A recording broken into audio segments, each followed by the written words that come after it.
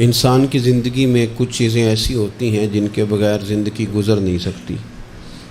اتنی دیر تک جتنی دیر تک وہ چیز اس کے پاس موجود ہوتی ہے اسے نہ اس بات کا ادراک ہوتا ہے نہ احساس ہوتا ہے، لیکن جب وہ چیز اس کے پاس سے رخصت ہو جاتی ہے، اس کے پاس کسی وجہ سے خدا نہ خواستہ وہ چیز موجود اور محفوظ نہیں رہتی، پھر اسے احساس ہوتا ہے کہ ایک بہت بڑی نعمت تھی میرے پاس، وہ مجھ سے چلی گئی۔ ہماری زندگی کے اندر بہت ساری ایسی چیزیں ہیں کہ اگر وہ ہم سے رخصت ہو جائیں، خدا نہ کرے، تو پھر ہمیں بڑی شدت سے احساس ہوگا کہ یہ نعمت کتنی بڑی ہے۔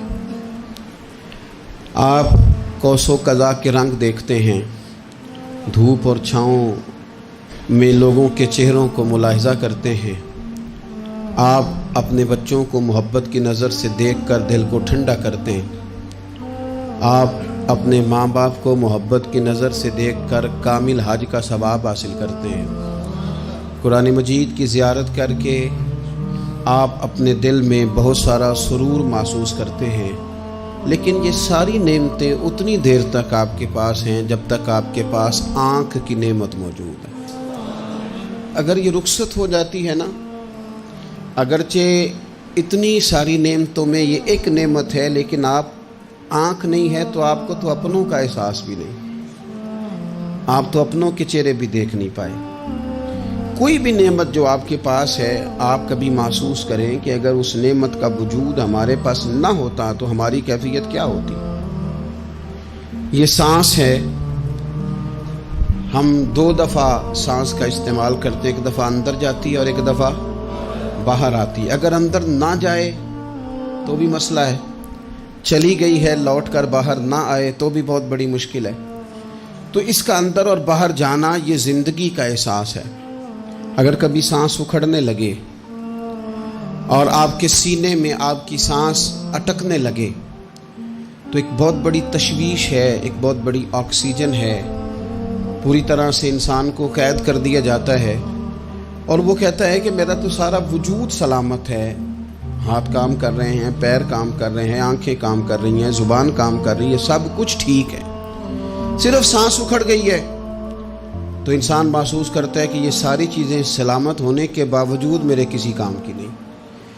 آپ کے پاس جتنی بھی نعمتیں ہیں ان کو اگر آپ شمار کریں تو کبھی آپ کہیں گے کہ ساری نعمتوں میں آنکھ زیادہ ضروری ہے، کبھی کہیں گے کان زیادہ ضروری ہے، کبھی کہیں گے زبان زیادہ ضروری ہے، کبھی کہیں گے دل زیادہ ضروری ہے، کبھی کہیں گے روح زیادہ ضروری ہے، لیکن میں آپ سے عرض کروں ان ساری چیزوں کے بغیر گزارا ہو سکتا ہے، رسول کائنات کی غلامی کے بغیر گزارا نہیں ہوتا۔ کیوں؟ اس لیے کہ اگر حضور کی شفقت نہ ہو، نبی پاک علیہ السلام کی رحمت نہ ہو، وہ ابن القیم نے ایک جگہ پہ کہا تھا کہ یہ حضور نے ہمیں انسان بنایا ہے، یہ نبی پاک علیہ السلام نے انسانیت کے اسباق پڑھائے ہیں، اخلاقی رویے کیا ہوتے ہیں حضور نے بتلائے ہیں، اگر حضور کا کرم نہ ہوتا تو انسان ایک دوسرے کو کاٹ کے کھاتا۔ یہ حضور نے بتلایا ہے کہ تم نے کس طرح زندگی کو گزارنا ہے۔ محبوب کریم علیہ السلام کا وجود نور ایک ایسی چیز ہے کہ اگر وہ کائنات سے معاذ اللہ سائڈ پہ کر دیا جائے تو اس کائنات کا قائم رہنا کسی صورت بھی ممکن ہے ہی نہیں۔ اسی لیے تو اقبال نے کہا تھا کہ ہو نہ یہ پھول تو بلبل کا ترنم بھی نہ ہو، چمن دہر میں کلیوں کا تبسم بھی نہ ہو نہ یہ ساقی تو پھر میں بھی نہ ہو، خم بھی نہ ہو، اور بزم توحید بھی دنیا میں نہ ہو، تم بھی نہ ہو۔ وہ بڑی بات کہہ گئے ہیں، میں نے بھی اس کو کوئی نہیں کھولنا، کہتے ہیں بزم توحید بھی دنیا میں نہ ہو، تم بھی نہ ہو، خیمہ افلاق کا استادہ اسی نام سے ہے، اور نبض ہستی تپش آمادہ اسی نام سے ہے۔ تو اقبال پھر ہمیں کرنا کیا ہے؟ کہنے لگے کرنا آپ کو یہ ہے کہ قوت عشق سے ہر پست کو بالا کر دے اور دہر میں اسم محمد سے اجالا کر دے۔ یہ کرنے کا کام ہے، اس رستے پہ آپ چل پڑیں۔ میرے بھائی، پہلی امتوں کے آپ تذکرے پڑھ لیں، کتابوں میں موجود ہیں، سورہ آراف کو دیکھ لیں، اس میں بہت ساری چیزوں کا تذکرہ کر دیا گیا ہے، اور بھی قرآن مجید کی بے شمار صورتیں ہیں، آپ ان کو دیکھ لیں، اس پر غور کر لیں۔ جب قومیں نہیں مانتی تھی، انکار کرتی تھی، تو اللہ تبارک و تعالیٰ انہیں تباہ کر دیتا تھا۔ بات نہیں مانی، ختم ہو گئی۔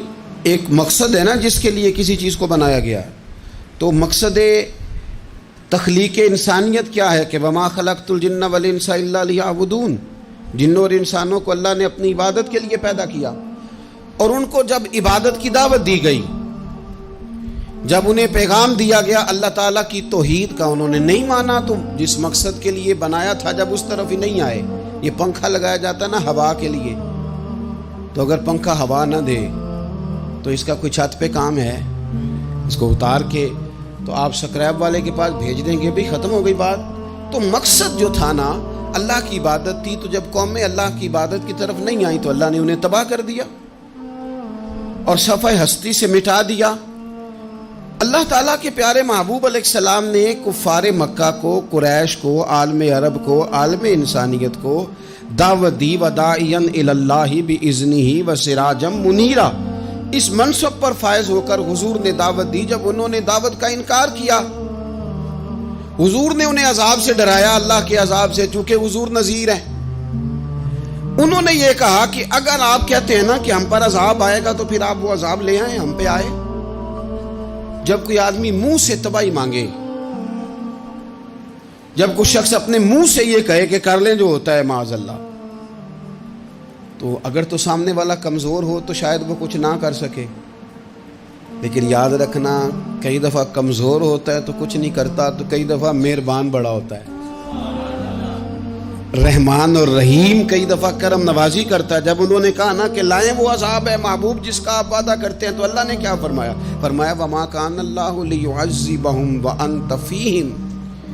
محبوب رب کی یہ شان ہی نہیں کہ انہیں عذاب دے، کیوں؟ اس لیے کہ آپ ان کے درمیان موجود ہیں۔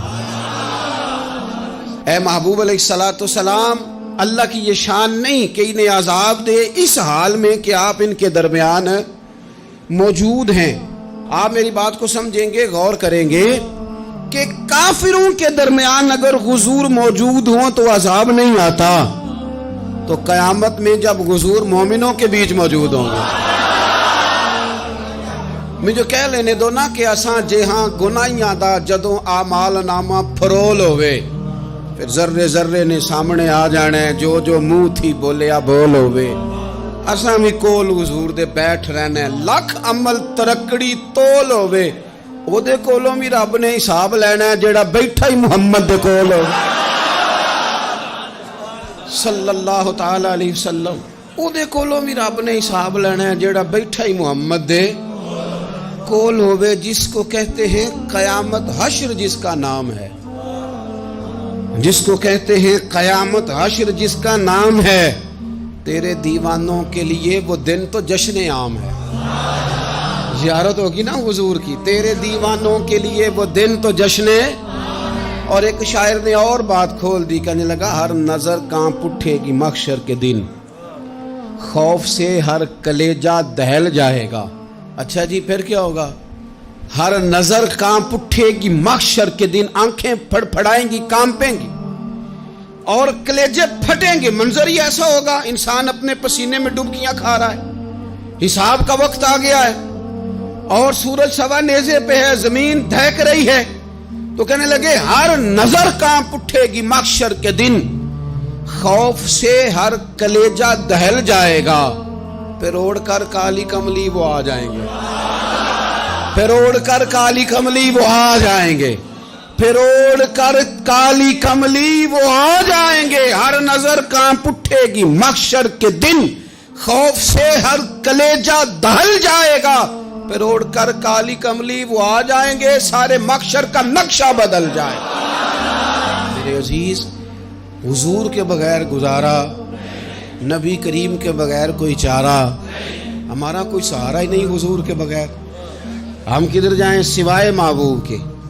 اس لیے نا صحابہ اس بات پر مطلع ہو گئے تھے، وہ نا بڑی بڑی دھیمی دھیمی باتیں پوچھتے رہتے تھے، اطلاع مل گئی تھی نا کہ اصل کرنا کیا ہے۔ تو جو رازدار لوگ ہوتے ہیں نا وہ پھر دھیمے دھیمے راز کی باتیں کرتے ہیں، حضرت انس بن مالک حضور کے خادم تھے. اماں نے دے دیا تھا حضور کی بارگاہ میں. کہتے ہیں میں 10 سال مدینے میں حضور کی نوکری کرتا رہا, تو قریب سے دیکھا تھا نا سارا کچھ. بہت ساری احادیث ان سے مروی ہیں, بڑی چیزوں کو دیکھا تھا, تو ہم سیانے ہو گئے, باتیں سمجھ گئے. قریب رہنے والے لوگ تو قربان پچھانن والے ہیں, تو گل جان گئے گل کھول دے نہیں. تو قریب پہنچ گئے تھے نا, تو سمجھ آ گئی تھی بات کی. تو ترمذی میں موجود ہے, ایک دن حضور سے پوچھتے ہیں یا رسول اللہ قیامت والے دن آپ کو کہاں تلاش کروں. یعنی حضور علیہ السلام سے پوچھتے ہیں حضور میں نا قیامت والے دن, بھئی بات تو یہ نا کہ اعمال ٹھیک کیا جائے, معاملات پر توجہ دی جائے, عبادات کا خیال کیا جائے, جو ہمارے ذمے ڈیوٹیاں ہیں وہ پوری کی جائیں. تو وہ کہتے ہیں حضور وہ قیامت والے دن کہاں تلاش کروں. تو حضور نے بھی نہیں فرمایا کہ تو اعمال ٹھیک کر, مجھے ڈھونڈنے کی کیا ضرورت ہے, کہاں ڈھونڈوں. تو حضور فرمانے لگے مسکرا کے فرمانے لگے, چونکہ قربان پچھانن والے ہیں, تو اے گل جان گئے گل کھول دے نہیں. حضور علیہ السلام سے کہا یا رسول اللہ میں نہ قیامت والے دن کہاں تلاش کروں. تو حضور فرمانے لگے حوض کوثر پہ. یا رسول اللہ وہاں کیا ہوگا. تو فرمایا امت پیاسی آئے گی تو میں جام بھر بھر کے پلاؤں گا, میں جام بھر بھر کے پلاؤں گا. ایسا کی تیری خیر تیرے میں کدے کی خیر, ایسی پلا کہ جس کا نشہ عمر بھر رہے.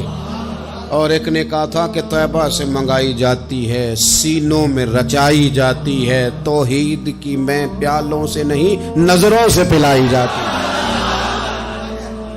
حضور صلی اللہ علیہ وسلم نے فرمایا حوض کوثر پہ بھی جام پلائیں گے. سیانے بڑے تھے حضرت انس, اور بھلا ہمارا کر رہے تھے. یہ حضور سے پوچھ کے نا تو ہمیں ایڈریس بتا رہے ہیں, کیونکہ حدیث روایت کر دی نا تو ہمیں ایڈریس سمجھا دیے, پتے بتا دیے کہاں پہنچنا ہے, ساری جگہ سمجھا دی. چلیں جدید دور آ گیا ہے, انہوں نے لوکیشن بتا دی کہاں کر کے نا کس جگہ جا کے سٹاپ کرنا ہے کام. یا رسول اللہ وہاں ملاقات نہ ہوئی تو حضور نے فرمایا پھر پل صراط پہ آنا.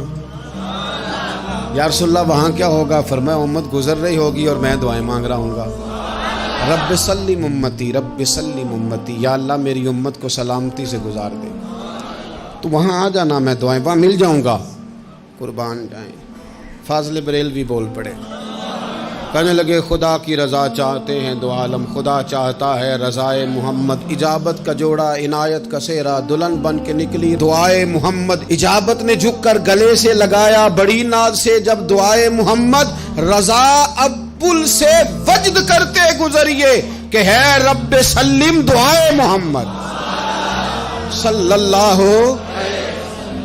تو عرض کی یا رسول اللہ وہاں ملاقات نہ ہوئی. تو میں نے کہا وہ ہمیں لوکیشن سمجھا رہے تھے, انہیں تو پتا تھا پہلے ہی.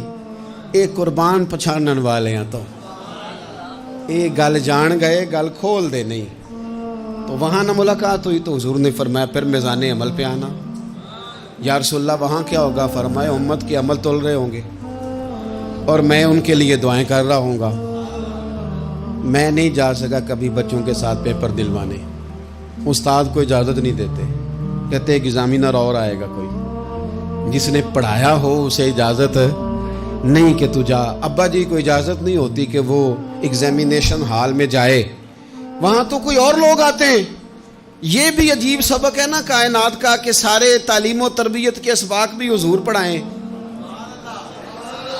رنگ بھی سارا حضور ہی بتائیں, اور قبر کے سوالات بھی سارے ہمیں حضور بتا دیں, اور جب پیپر ہونے لگے تو سراہنے بھی کھڑے ہو جائیں.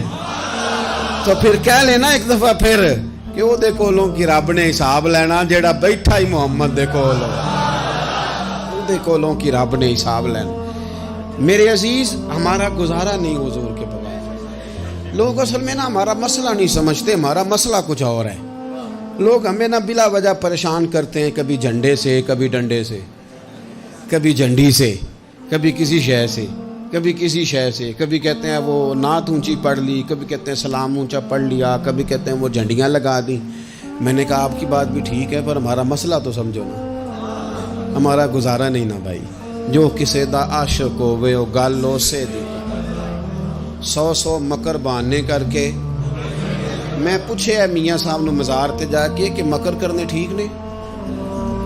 تساں کہنا مکر کردا ہے تے حضور ٹھیک نے؟ تے مینوں لگدا ہے کہ پولا جان دے سے پے کہ سونا راضی کرنا ہوئے تے موڑ ٹھیک نے۔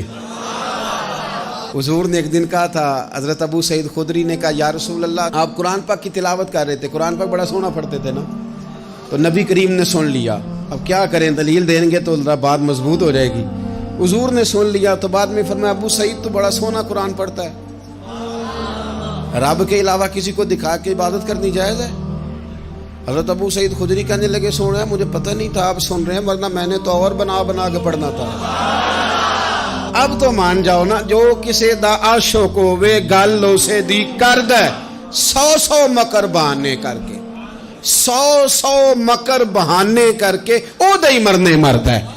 میرے عزیز ہماری مجبوری ہے، لوگ اس بات کو سمجھتے نہیں، ہماری مجبوری ہے، حضور کا میلاد ضروری ہے، لوگ سمجھتے نہیں بات کو، اس لیے بلا وجہ رٹا ڈال کے بیٹھتے ہیں۔ بھئی ہم نے تو کوئی رٹا ڈالنا نہیں، نہ سیاست کا، نہ دولت کا، نہ اقتدار کا، نہ کسی اور چیز کا۔ سیاست دے جھگڑے اساں چھوڑ دیتے، اتنے محبت دا جھگڑا ہے، یہ چھڑا کوئی نہیں سکتا۔ تو میرے عزیز ہمارا حضور کے بغیر گزارا، اور نبی پاک علیہ السلام کے بارے میں رب فرماتا ہے وَلَسَوْفَ يُعْطِيكَ رَبُّكَ فَتَرْضَىٰ، محبوب میں آپ کو اتنا دوں گا کہ آپ اپنے رب سے راضی ہو جائیں گے۔ کیا کروں میں؟ اب یہ آیت اتنی شاندار ہے۔ حضرت امام زین العابدین رضی اللہ تعالیٰ عنہ سے کسی بندے نے کہا قرآن پاک میں سب سے زیادہ امید والی آیت کون سی ہے؟ اس کا خیال تھا لا تقنطوا من رحمت اللہ کہیں گے، اللہ کی رحمت سے نا امید نہ ہونا۔ اس نے کہا حضور سب سے امید والی آیت بتائیں، وہ کہتا میرے ذہن میں تھا کہ یہ والی آیت پڑھیں گے۔ تو امام زین العابدین رضی اللہ تعالیٰ عنہ فرمانے لگے سب سے امید والی آیت ہے وَلَسَوْفَ يُعْطِيكَ رَبُّكَ فَتَرْضَىٰ، رب کہتا ہے محبوب اتنا دوں گا کہ آپ اپنے رب سے راضی ہو جائیں گے۔ آیت نازل ہو گئی تو حضور پتہ کیا فرماتے ہیں صحابہ سے؟ فرماتے ہیں رب کہتا ہے حبیب تجھے راضی کرنا ہے، اور جب تک میرے سارے غلام جنت میں گئے نہ میں نے اللہ سے راضی ہونا ہی نہیں، میں نہیں راضی ہوتا اللہ سے، سارے جائیں گے تو تب تو میں تو کہتا ہی رہوں گا نا قربان پچھانن والے آتا۔ او گل جان گئے پر گل کھول دے، او گل کھول دے نہیں، پتہ چل گیا بات کا۔ حضور کے بغیر گزارا، حضور کے بغیر کوئی چارہ ہی نہیں۔ اور خود حضور کیا فرماتے، یہ سنن ابن ماجہ ہے، میرے رسول پاک صلی اللہ تعالی علیہ وسلم ارشاد فرماتے ہیں، حدیث کے راوی حضرت ابو موسیٰ اشعری رضی اللہ تعالیٰ عنہ، حضور فرماتے ہیں کہ اللہ نے مجھے اختیار دیا۔ یا رسول اللہ کس بات کا؟ فرمایا رب نے اختیار دیا میں چاہوں تو آدھی امت بغیر حساب کے جنت چلی جائے، اور میں چاہوں تو اللہ سے اختیار لے لوں کہ یا اللہ مجھے شفاعت کا حق دے، میں سفارش کرتا جاؤں اور تو انہیں معافی دیتا جائے۔ یہ مجھے اختیار دیا اللہ تعالیٰ نے۔ تو حضور کیا فرماتے ہیں؟ فرماتے ہیں وہ آدھی امت والا سودا نہیں میں نے قبول کیا، میں نے نہ شفاعت لی ہے، کیونکہ یہ عام تر ہے اور یہ کفایت کرنے والی ہے، یہ عام بھی ہے اور کفایت کرنے والی بھی ہے۔ اور حضور نے یہ لفظ کہے، یہ سنن ابن ماجہ کتاب الزہد دیکھیے گا، اس میں روایت مل جائے گی۔ حضور فرماتے ہیں یاد رکھو تمہارا کیا خیال ہے کہ میری یہ شفاعت پرہیزگاروں کے لیے؟ خود جملہ استفہامیہ سے بات کرتے ہیں، تمہارا کیا خیال ہے کہ میری یہ شفاعت جو قیامت میں میں سفارش کروں گا تو پرہیزگاروں کی کروں گا؟ حضور فرماتے ہیں نہیں، میں قیامت میں گناہگاروں کی سفارش کروں گا، میں گناہگاروں کی سفارش کروں گا، گناہگاروں کے لیے عرض کروں گا اللہ کی بارگاہ میں۔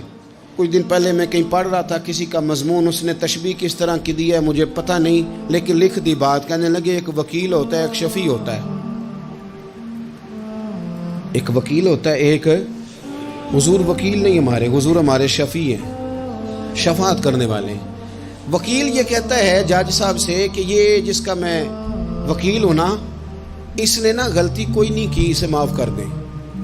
وکیل یوں بحث کرتا ہے، کہتا ہے اس نے کیا ہی نہیں، جرم معاف کرے۔ اور جو شفیع ہوتا ہے نا وہ کہتا ہے مالک اس نے سارے کیے، تو میرے آنے کی لاج رکھ اور اسے معاف کر دے۔ یہ وکیل اور شفیع کا یہ فرق ہوتا ہے کہ شفیع کہتا ہے سونیا سارے کیے ہیں، بڑے بڑے پاپ کیے ہیں، پر میں جو آ گیا ہوں تو مہربانی کرنا معافی دے دے۔ میرے عزیز، حضور کے بغیر کہیں بھی گزارا نہیں ہے۔ ہم نے نا جب یہ بات سمجھ لی، اور پتہ ہے نبی کریم صلی اللہ علیہ وسلم نے آگے بڑھ کے خود بھی کئی مقامات پر اس بات کو کھول کر مختلف انداز میں بیان کیا۔ حضرت عبداللہ ابن عباس رضی اللہ تعالیٰ عنہ کی روایت آپ دیکھ لیں، یہ آپ کو مستدرک میں ملے گی۔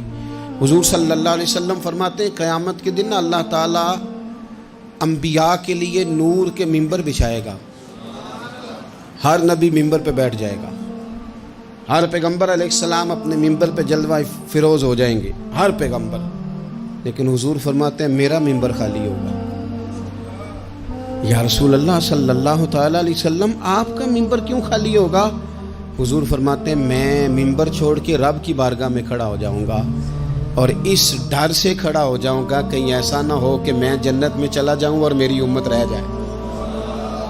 میں اپنی امت کی سفارش کروں گا، رب میری امت کی سفارش قبول کرے گا۔ فرماتے ہیں میں اتنی سفارش کروں گا، اتنی سفارش کروں گا کہ جہنم کا دروغہ مجھ سے کہے گا کہ محبوب کمال ہو گئی، آپ نے تو اپنا کوئی غلام دوزخ میں رہنے نہیں دیا، سارے آپ نے نکال دیے۔ کسی شاعر نے بڑی خوب بات کی تھی، اس نے کہا تھا کہ یاد رکھو قیامت کا جو دن ہے نا، یہ قیامت کا دن دراصل ہمارا وقت ہوگا خاص، جب ہم نبی پاک صلی اللہ علیہ وسلم کی بارگاہ میں جائیں گے تو ہمیں سمجھ آ جائے گی کہ دنیا میں ہم نے کئی دوستیاں لگائی تھیں پر جھوٹی لگا بیٹھے۔ ایک دوستی سچی ہے جو مدینے والے کی ہے، وہ کہتے ہیں محمد بوٹیا جھوٹا ہی جاگ سارا، اے سچیاں مدینے والے دیاں یاریاں، سچیاں مدینے والے دیاں۔ تو نبی پاک صلی اللہ علیہ وسلم کے بغیر نہ دنیا میں گزارا ہے، نہ قبر میں گزارا ہے، نہ آخرت میں گزارا ہے۔ اب ایک سبق ہے، وہ سبق بھی آپ نے ضرور یاد کرنا ہے۔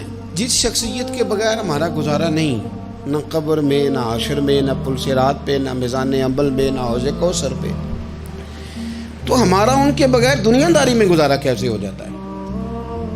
ہمارا تجارت بھی حضور سے سیکھے، گھرداری بھی حضور سے سیکھے، شادی بیاہ کے طریقے بھی حضور سے سیکھیں۔ جب گزارا نہیں حضور کے بغیر تو پھر زندگی کے سارے سلیقے حضور سے سیکھیں۔ پھر ادھر ادھر جانے کی ضرورت ہے، حضور کی سیرت کو پڑھیں، سوانے کو پڑھیں، حیات مبارکہ کا مطالعہ کریں۔ یہ جو ہم میلاد کا جلوس لے کے نکلتے ہیں نا، جب ہم نے نا بہت ساری چیزوں کو سطحی سا سمجھ لیتے ہیں معاذ اللہ بعض اوقات۔ یہ جب ہم میدان میں نکلتے ہیں نا، میلاد کے جلوس میں حضور کے نام کا نعرہ لگاتے ہیں، تو ہم نا للکارتے ہیں اس نظام کو جو نظام حضور سے پہلے تھا۔ امیر غریب کی تقسیم تھی، ذات برادری کی تقسیم تھی، چھوٹے بڑے کی تقسیم تھی، گورے کالے کی تقسیم تھی۔ ہم جب میدان میں نکل کے نعرہ لگاتے ہیں تو ہم اس نظام کو للکارتے ہیں۔ ہم کہتے ہیں وہ نظام نہیں چلے گا، وہ حضور کا میلاد ہو گیا ہے۔ اب نظام وہ ہے کہ جس پلیٹ میں ابو بکر صدیق کھانا کھائیں گے اسی میں بلال حبشی بھی کھائیں گے۔ اب نظام وہ ہے کہ اگر غریب آدمی جرم کرے گا تو سزا ملے گی، تو اگر گورنر کا بیٹا جرم کرے گا تو سزا اسے بھی ملے گی۔ اب حضور کا نظام آ گیا، ہم اس نظام کی طرف بڑھتے ہیں۔ اپنے آپ کو حضور کے قدموں کی طرف مائل کریں۔ میلاد صرف 1 سے 12 ربیع الاول تک نہیں، میلاد سارا سال ہے، ذکر میلاد سارا سال ہے، میلاد کی محفل سارا، اور میلاد صرف مسجد میں نہیں، گھر میں بھی ذکر میلاد، دکان میں بھی ذکر میلاد۔ ذکر میلاد سے مراد حضور کی تعریفیں، نبی پاک کی شانیں، حضور کی باتیں، آ میرے دل آمنہ کے لال کی باتیں کریں، چہرہ و شمس کے اجلال کی باتیں کریں، اپنی طبیعتیں حضور کے ساتھ لگائیں، اپنے آپ کو